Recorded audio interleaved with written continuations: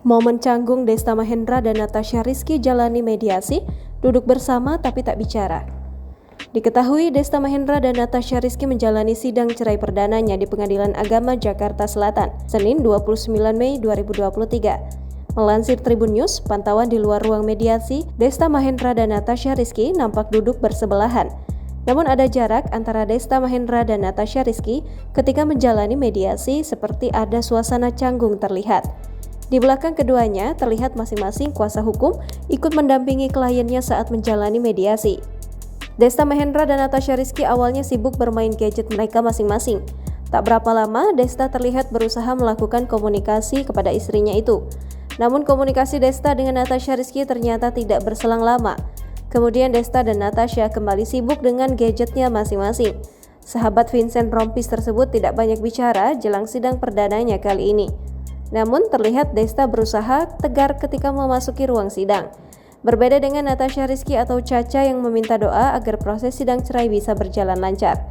Saat diwawancarai, Natasha Rizky mengaku tak memiliki persiapan khusus untuk menghadapi sidangnya.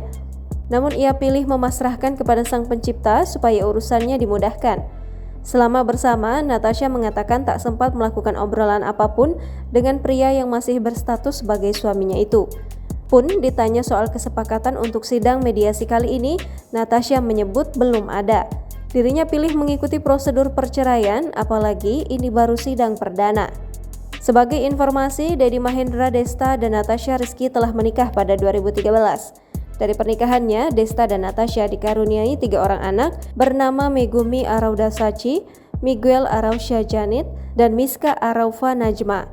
Hingga akhirnya Desta Mahendra mengajukan permohonan talak cerai kepada istrinya di Pengadilan Agama Jakarta Selatan pada 11 Mei 2023.